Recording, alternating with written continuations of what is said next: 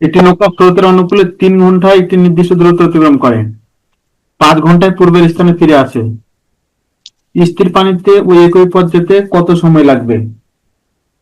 স্রোতের অনুকূলে সবসময় খালি মাথায় রাখবা, এক্স মানে হচ্ছে নৌকার বেগ, ওয়াই মানে হচ্ছে স্রোতের বেগ।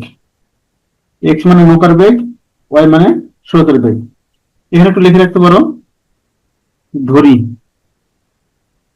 নৌকার বেগ এক্স কিলোমিটার/আওয়ার, স্রোতের বেগ ওয়াই কিলোমিটার/আওয়ার, আর দূরত্ব ধরে নিলাম ডি কিলোমিটার। তাহলে আমরা কি লিখতে পারি? অনুকূলে যেতে সময় লাগে 3 ঘন্টা, তাহলে অনুকূলে বেগ হচ্ছে এক্স প্লাস ওয়াই, অনুকূলে বেগ হচ্ছে দূরত্ব বাই সময়, এটা হচ্ছে 1।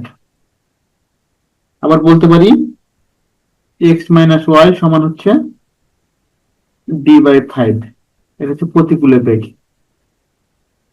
স্থির পানিতে ওই একই পথ যেতে কত সময় লাগবে? তার মানে নৌকার বেগ চাইছে, তাহলে 1+2, তাহলে 2x সমান কত পাচ্ছি?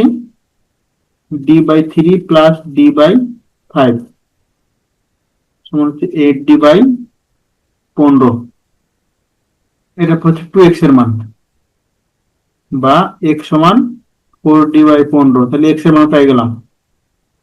এখন তাহলে লিখবো স্থির পানিতে যেতে সময় লাগবে, দূরত্ব ছিল ডি, বেগ হচ্ছে 4d/15, তার হচ্ছে 15/4, এত ঘন্টা। অনুকূলে বেগ, আর বেগ মানে তো দূরত্ব বাই সময়,